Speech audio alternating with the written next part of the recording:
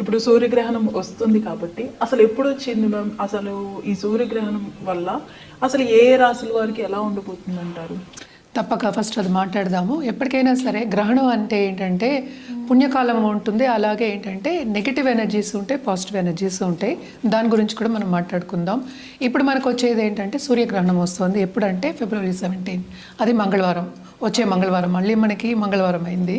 So ఈ నెల వస్తుంది. అండ్ ఆల్సో అమావాస్య రోజు వస్తుంది అనమాట. అదొకటి కాకుండా మోస్ట్ ఇంపార్టెంట్ ఏంటంటే ఇది కుంభంలో రాహు గ్రహస్థ గ్రహణం, సూర్యగ్రహణం. అండ్ ఆల్సో రాహు గ్రహస్థ అంటే రాహు ఇప్పుడు ఎక్కడున్నారు అనేది మనం చూసుకోవాలి. అంటే రాశివారీగా మనం చూసుకుంటాం. కుంభరాశిలో రాహు ఉన్నారు. అదొకటి కాకుండా కూటమి జరుగుతోంది అక్కడ. మార్స్ మాత్రం ఏంటంటే మనకి అంటే కుజుడు మాత్రం మనకి మకరంలో ఉన్నారు. మిగతావన్నీ గ్రహాలు చూసామంటే సన్తో పాటు మనకేమో కుంభంలో ఉన్నారు. అంటే ఏమేమి ఉన్నాయి? Sun, mercury, venus. ఇప్పుడు మూన్ కూడా చేరుతోంది, 4వది. And also Rahu. సో 5 గ్రహ కూటమి జరగబోతోంది. ఎప్పుడు? February 17. మనకి తెలిసిన ఒక విషయం ఏంటంటే చంద్రుడు 2.5 అంటే 2.5 అనద్దు, 2.25 డేస్ మనకి ఒక రాశిలో ఉంటారు. సో తిరుగుతూ ఉంటారు, మనకి తెలుసు. సో అది అమావాస్య రోజు వచ్చింది February 17.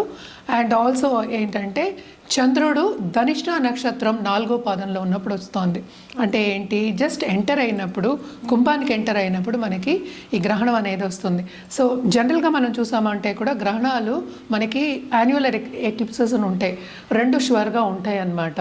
సో దీని తర్వాత మనకి ఏంటంటే వచ్చే పౌర్ణమి అంటే March 3కి ఏంటంటే మనకి చంద్రగ్రహణం ఉందన్నమాట.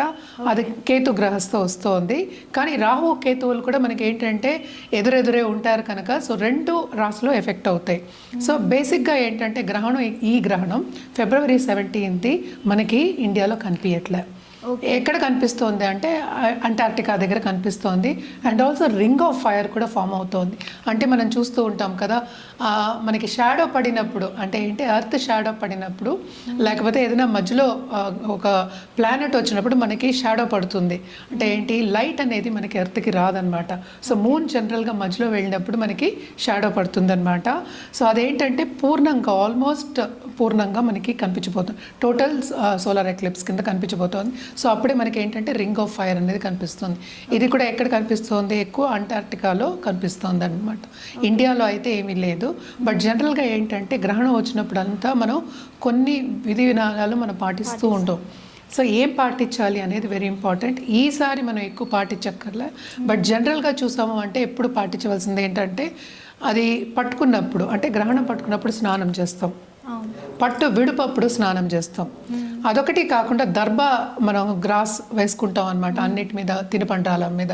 ఎందుకని అంటే ఏంటంటే నెగిటివ్ ఫోర్సెస్ ఉంటాయి, పాజిటివ్ ఫోర్సెస్ ఉంటాయి. సో ఇవి రెండింటిని మనం కాపాడడానికి, ఫుడ్ని కాపాడడానికి మనం చేస్తూ ఉంటాం. అంటే ఏంటి, దర్భ వేస్తారు, అలాగే ఏంటి తులసి ఆకులు కూడా వేసుకుంటూ ఉంటారనమాట. అదొకటి కాకుండాను మనం ఏంటంటే ఆ టైంలో ఎక్కువ మనం ప్రతిష్టానం అవన్నీ కూడా చేయకుండాను అక్కడ కూర్చుని మనం ఏంటంటే హోమాలు కానీ పెద్ద పెద్ద పూజలు కానీ అవన్నీ చేసుకోకుండా ఆధ్యాత్మికంగా స్పిరిచువల్ గ్రోత్ మీద లేకపోతే మంత్రసిద్ధి మీద ఎక్కువ మనం కాన్సన్ట్రేట్ చేస్తామన్నమాట. ఇది బెస్ట్ టైం టు గెట్ మంత్రసిద్ధి. అంటే ఏంటి, సిద్ధులు పొందడానికి ఇది చాలా మంచి సమయం. మన సినిమాల్లో కూడా చూస్తూ ఉంటాం, నెగటివ్గా చూపిస్తూ ఉంటారు. సిద్ధులు వస్తాయి, ఎక్లిప్సెస్ వచ్చినప్పుడు సిద్ధులు వస్తాయి. ఎక్కువ మనకి ఏంటంటే నెగటివ్ ఫోర్సెస్ ఎక్కువ అవుతాయి కనుక మనకేంటి, ఆ ఫోర్సెస్ ఎక్కువ అవుతాయి కనుక మనం ఏదైనా ఒకటి చేయాలి అంటే కనుక చెయ్యొచ్చు అనేది మనకి సినిమాల్లోంచి చాలా చూస్తూ ఉంటాం. బట్ జనరల్గా చెప్పుకోవాలి అంటే కనుక తప్పక ఏంటంటే ఆ టైంలో మంత్రోపదేశం చేసుకోవచ్చు, తీసుకోవచ్చు కూడాను, ఒక గురిని పాటించవచ్చు. అదొకటి కాకుండా జపం కంటిన్యూస్గా తీసుకోవచ్చు. ఎందుకంటే ఆ టైంలో మనకి ఎనర్జీ అనేది అనుకూలంగా ఉంటుందన్నమాట సిద్ధులు పొందడానికి కానీ, మంత్రం ఉపదేశాలు తీసుకోవడానికి కానీ. సో అదేంటంటే అమృతకాలం, అంటే ఏంటి, మంచి కాలం కింద మనం చెప్పుకుంటూ ఉంటాం అన్నమాట. ఇది ఈ గ్రహణం ఎప్పటి నుంచి ఎప్పటి వరకు ఉంది అంటే మధ్యాహ్నం 3 నుంచి 3:30 అనుకుందాము. రాత్రి 7:57 అలాగే 8 వరకు ఉంది. ఆల్మోస్ట్ 4 hours ఉంటుంది. లేదు, పాటించక్కర్లేదు. ఇప్పుడు పట్టు విడుపు అక్కర్లేదు, ముందు స్నానం అక్కర్లేదు.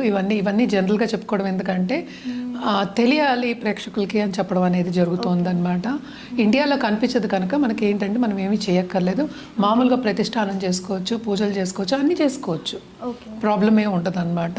బట్ జనరల్గా మనం చెప్పేది ఏంటంటే ఇంకో జాగ్రత్త జాగ్రత్త ఎప్పటికైనా చెప్పేది ప్రెగ్నెంట్ ఉమెన్కి చెప్తూ ఉంటాం.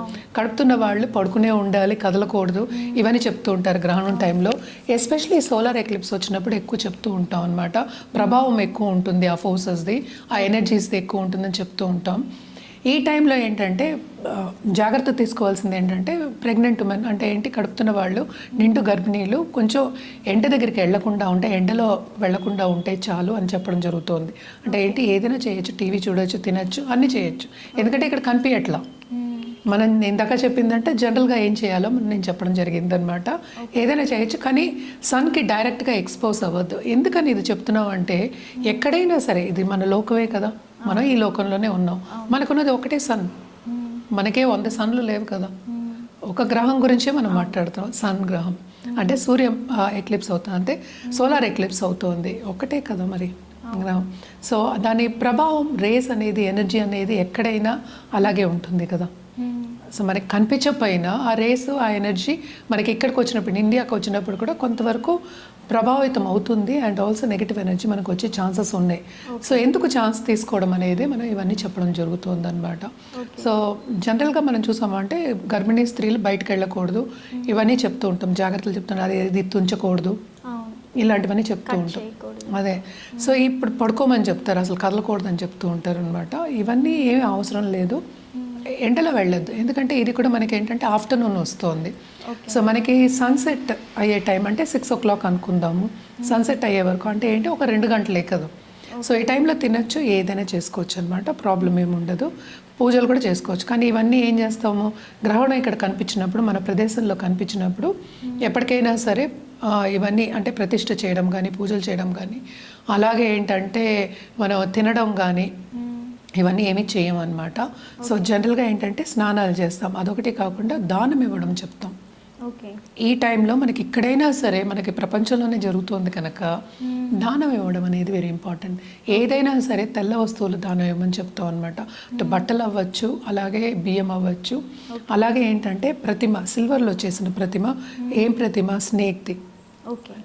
అంటే మనకేంటో ఒక పావు ప్రతిమ ఉంటుంది, అది తీసుకెళ్ళి మనం దానం ఇవ్వడం అనేది ఆన్మాయితీ అనమాట. అదొకటి కాకుండా అర్ఘ్యం ఇవ్వడం, సూర్యుడికి అర్ఘ్యం ఇవ్వడం జనరల్గా మనం ఎప్పుడు చేస్తున్న ఒక పద్ధతి. సో ఇది కంటిన్యూస్గా చేసుకోవచ్చు. కానీ ఇదివరకు ఏం చేసేవాళ్ళు అంటే, గ్రహణం ముందు అన్నీ ఏంటంటే మనం సర్దేసి పెట్టేసుకుని, అన్ని గర్భలు వేసేసి, అన్ని దర్భలు వేసేసుకుని రెడీ పెట్టుకుంటాం. ఇదేంటంటే ఊరగాయలు అవన్నీ ఏంటంటే ఇదివరకు ఫ్రిడ్జ్లో అవి ఉండేవి కాదు. సో ఊరగాయలు కానీ, పళ్ళు కానీ అవన్నీ ఏమి పడేసుకోలేము కదా. సో దాని మూలనే ఏంటంటే పళ్ళుకి ఏమి ఉండదు, నెయ్యికి ఏమి ఉండదు, పెరుగుకి ఏమి ఉండదు అని చెప్తూ ఉంటాం అనమాట. జనరల్గా మనం చూసామంటే మనం చేసిన వస్తువులు, అన్నం కానీ అంటే ఏంటి, మనం వండుకున్న వస్తువులు. సో గ్రహణం అయిన తర్వాత స్నానం చేసి వండుకునేవాళ్ళు, దాని తర్వాతే తినేవాళ్ళు. అది వాట్ ఎవర్ దానికి ముందు ఉన్నదేమో అంటే ఏంటంటే ఇదివరకు ఎవ్రీడే చేసుకుని తినడం అనేది అలవాటే. అంటే పూటకి వండుకునేవాళ్ళు కదా. సో పొద్దున్నది సాయంత్రం తినడం కానీ అలాంటివి ఎక్కువ చేసేవాళ్ళు కాదు. సో ఇది కూడా ఏంటంటే గ్రహణం కూడా మనకి అలాగే అనమాట. గ్రహణం ముందు అన్నీ తోవేసుకుని క్లీన్గా పెట్టేసుకుని దాని తర్వాత వండుకొని తినడం అనేది మనకి ఆన్మాయితీ ముందు నుంచి. చిన్న డౌట్, ఇప్పుడు అసలు ఈ గ్రహణాలకి మనం ఫుడ్ తినడానికి ప్లస్ ఈ ప్రెగ్నెంట్ లేడీస్కి అసలు వీటన్నిటికీ ఏంటి మేడం రిలేషన్? Negative energy. ఇప్పుడు ఏదైనా నెగిటివ్ ఎనర్జీ వచ్చిందంటే కనుక, అంటే నెగిటివ్ ఎనర్జీ ప్రభావం అంటే energy, we are all energy, energy field అంటాం. సో మనం కూడా ఎనర్జీయే కనుక, సపోజ్ ఏదైనా నెగిటివ్ ఎనర్జీ వచ్చిందని, ఎందుకంటే ఇది షాడో పడుతుంది. అండ్ గ్రహాలు కూడా మనం మాట్లాడుకుంటే రాహు, కేతు షాడో గ్రహాలు. And also they are malefics, అంటే ఏంటి, చెడు చేసే గ్రహాలు. సో జనరల్గా మనకి ఏంటంటే ఇప్పుడు ఫుడ్ ఎప్పటికైనా సరే అది కూడా ఎనర్జీయే, కరెక్ట్. సో వండుకున్న ఫుడ్ కూడా దానికి ఒక ఎనర్జీ ఉంటుంది. ఎప్పటికైనా సరే మనం అన్నం పరబ్రహ్మ స్వరూపం అంటాం. సో దేవుళ్ళలాగా చూస్తాం అనమాట. సో మనం ఏదైనా సరే ప్రతిష్ఠ చేయొద్దు, పూజా గది కూడా మనం క్లీన్ చేసుకుంటాం అంటే గ్రహణం అయిన తర్వాత. సో అన్నీ కడుక్కుంటారు, అంటే విగ్రహాలు కడుక్కుంటారు, అన్నిటికీ మళ్ళీ ఏంటంటే బొట్లు పెట్టుకుంటారు తుడుచుకుని, ఇవన్నీ చేసేవాళ్ళు అనమాట. సో పాజిటివ్గా మనం చూసేది ఫుడ్ కూడా.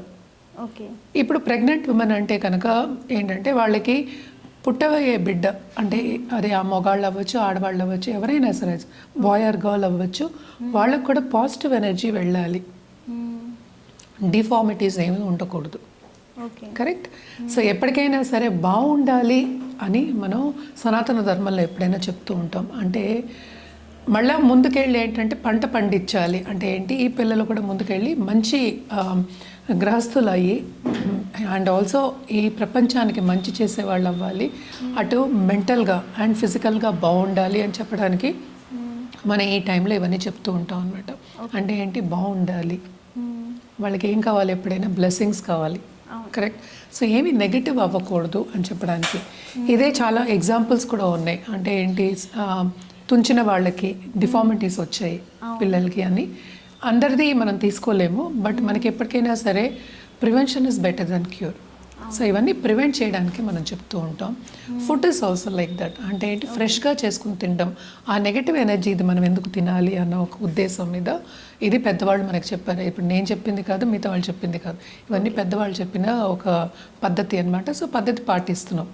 సో జనరల్గా ఇది అయిపోయిన తర్వాత కూడా మనం ఏంటంటే మనం దానం ఇవ్వడం అనేది మనం చేస్తుంటాం. ఇందాక నేను చెప్పినట్టు ఒక ప్రతిమ బియ్యం 1.1 kgs బియ్యం ఇస్తారనమాట. సో నెక్స్ట్ మనం మాట్లాడుకోవాల్సింది ఏ రాశి వాళ్ళకి బాగుంది, ఏ రాశి వాళ్ళకి అంత బాగాలేదు అనేది మాట్లాడుకోవాలి. జనరల్గా మనం చూసాము అంటే కనుక ఎప్పటికైనా సరే 3, 6, 11లో ప్లానెట్స్ ఉంటే బాగానే ఉంటుంది. అంటే రాశి వారీగా మనం చెప్పేది దాంట్లో గోచరం అయినప్పుడు బాగుంటుందని చెప్పుకుంటూ ఉంటాం అనమాట. కానీ గ్రహణానికి ఏంటంటే ఇక్కడ కూటమి కూడా అవుతోంది. సో వీటికి మళ్ళీ ఏంటంటే ఓనర్షిప్ చూసుకోవాలి. అంటే ఏ రాశికి ఓనర్, అంటే ఇప్పుడు మార్స్ ఉన్నారు, అంటే కుజుడు ఉన్నారు, కుజుడేమో మనకి మకరంలో ఉన్నారు. దేనికి ఓనర్ ఆయన ఏరీస్ అంటే ఏంటి, మేషానికి, అలాగే మనకి స్కార్పియో వృచ్చికానికి. సో ఆయన కూడా ఎఫెక్ట్ అవుతున్నారు. అలాగే ఏంటంటే శని ఎక్కడున్నారు, మనకి మీనంలో ఉన్నారు. సో ఈ రెండు కూడా కొంతవరకు నెగిటివ్ ప్లానెట్స్, పాపగ్రహాల కింద మనం తీసుకుంటాం ఎక్కువ.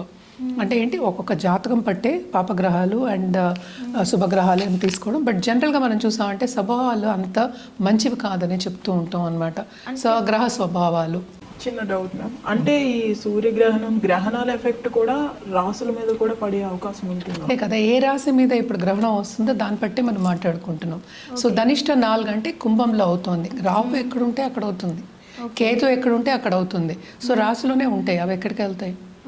సో ఆ గ్రహాలన్నీ అవి రెండు మంచి గ్రహాలు, పాపగ్రహాలు కనుక. అలాగే ఈ గ్రహణం కూడా వచ్చేది కుంభంలో. సో అటు ఇటు కూడా పాపగ్రహాలు ఉన్నాయి కనుక సో కొంచెం ఎఫెక్ట్ అనేది ఎక్కువ ఉంటుంది అని చెప్పడం జరుగుతుంది అనమాట. ఇవన్నీ ఏంటంటే సూచనలు. దేని మీద ఎక్కువ ఎఫెక్ట్ పడతాయంటే జనరల్గా మనకి ఇప్పుడు వార్ వచ్చే సూచనలు చెప్తూ ఉంటారు. అంటే జన నష్టం అయ్యే సూచనలు మనం చెప్తున్నాం అనమాట. సో ఎక్కడైనా సరే వాల్కనోస్ ఇది అవ్వడం కానీ, ఎర్త్క్వేక్స్ రావడం కానీ, లేకపోతే ఫైట్స్ అవ్వడం కానీ, లేకపోతే జన నష్టం అలాగే ఆస్తి నష్టం కలిగే ఒక సూచన మనం చెప్పడం అనేది జరుగుతుంది జనరల్గా మనం చెప్పాలి అంటే.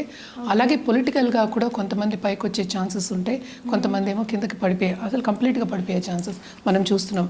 అదొకటి కాకుండాను మనకి మెటల్స్ కానీ, లేకపోతే సపోజ్ ఇప్పుడు కమోడిటీస్ ఉన్నాయి, అవన్నీ ఎక్కువ అయ్యే ఛాన్సెస్ మనకి ఎక్కువ కనిపిస్తున్నాయి. అంటే గోల్డ్, సిల్వర్ మనకి తెలుసు ఆల్రెడీ ఎక్కువ అవుతున్నాయి, బాగా ఎక్కువ అవుతున్నాయి. ఈ కూటమి కూడా జరుగుతోంది కనుక అదొక్కటి కాకుండా జూపిటర్ దృష్టి అనేది మనకి కుంభం మీద ఉంది కనుక మనం చూసామంటే అంటే ఎప్పటికైనా సరే రాహు జూపిటర్ కలయిక ఉంటే గోల్డ్ కానీ మెటల్స్ కానీ ఎక్కువ అయ్యే ఛాన్స్, ఇప్పుడు కాపర్ కూడా ఎక్కువ అయ్యే ఛాన్సెస్ మనకి ఎక్కువ కనిపిస్తున్నాయి. సో ఎలా ఎఫెక్ట్ అవుతుంది అది, ఇదేంటంటే హ్యుమానిటీ మీద ఎఫెక్ట్ ఇస్తుంది, హ్యూమన్స్ మీద.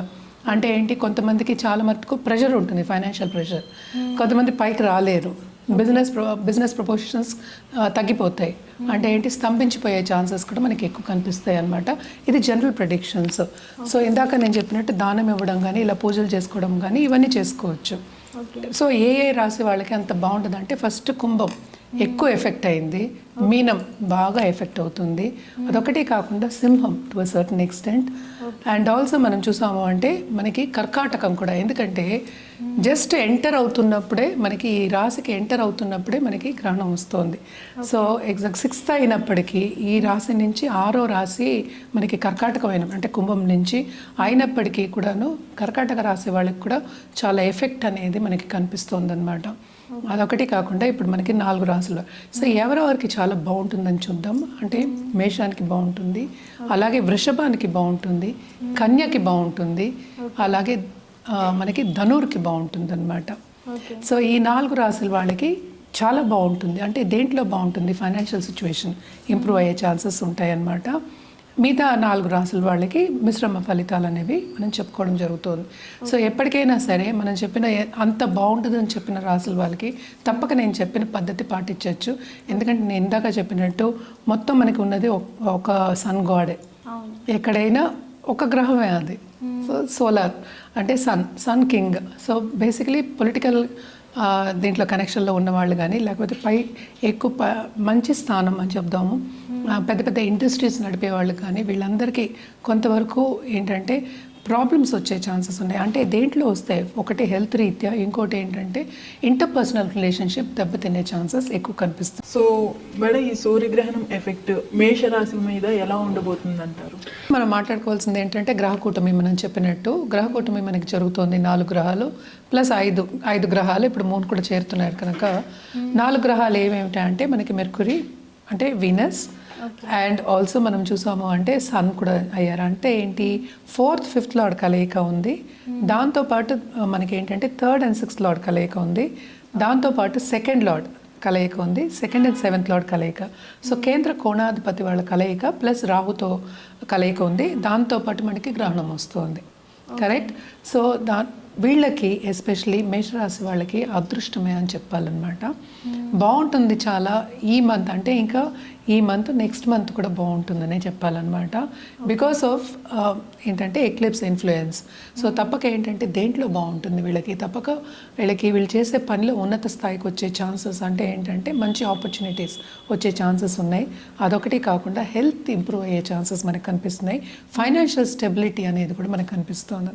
అండ్ ఆల్సో మోస్ట్ ఇంపార్టెంట్ వీళ్ళకి చెప్పవలసింది ఏంటంటే పరిహారం రూపంగా తప్పక నవగ్రహ స్తోత్రాలు చదువుకోవడము, అండ్ ఆల్సో నవగ్రహం చుట్టూ ప్రదక్షిణ చేయడం, ఎస్పెషలీ గ్రహణం రోజు చేయడం అనేది వెరీ వెరీ ఇంపార్టెంట్. మనం ఇందాక కూడా మాట్లాడుకున్నాము, సూర్యగ్రహణం తర్వాత మనకి చంద్రగ్రహణం కూడా వస్తుంది. సో తప్పక వీళ్ళకి ఏంటంటే ప్లస్ పాయింట్స్ అనేది ఉన్నాయి. అంటే ఏంటి, వీళ్ళకి ఫైనాన్షియల్ స్టెబిలిటీ ఉండే ఛాన్సెస్ మనకి ఎక్కువ కనిపిస్తున్నాయి అన్నమాట. తప్పక వీళ్ళు ఏంటంటే చేసే పనిలో కానీ, లేకపోతే బిజినెస్ చేసే వాళ్ళకి కానీ తప్పక మంచి సూచనలు కనిపిస్తున్నాయి. రాబడి వచ్చే ఛాన్సెస్ ఎక్కువ కనిపిస్తుంది అనమాట. తప్పక దాంపత్య జీవితంలో కూడా కొంతవరకు అనుకూల పరిస్థితే ఉంటుందని చెప్పాలన్నమాట. మన రుద్రాక్ష విషయానికి వస్తే కనుక తప్పక వీళ్ళు పంచముఖి రుద్రాక్ష వేసుకోవడం అనేది మంచిది. అండ్ ఆల్సో గ్రహణం టైంలో ఎస్పెషలీ మనం చెప్పినట్టు February 17th ధ్యానం చేయడం కంటిన్యూస్గా, ఎవరికి హనుమంతుడికి ధ్యానం చేయడం, అండ్ ఆల్సో హనుమాన్ చాలీసా కంటిన్యూస్గా చదువుకోవడం చాలా మంచిదన్నమాట. అలాగే ఏంటంటే జపం చేసుకోవచ్చు. అంటే ఏంటి, మనకి శివుడికైనా జపం చేయొచ్చు, అలాగే ఏంటంటే కృష్ణుడికైనా ఓం నమో భగవతే వాసుదేవాయ అని కంటిన్యూస్గా అట్లీస్ట్ ఒక్క మాలైనా జపం చేయండి, చాలా చాలా బాగుంటుందన్నమాట.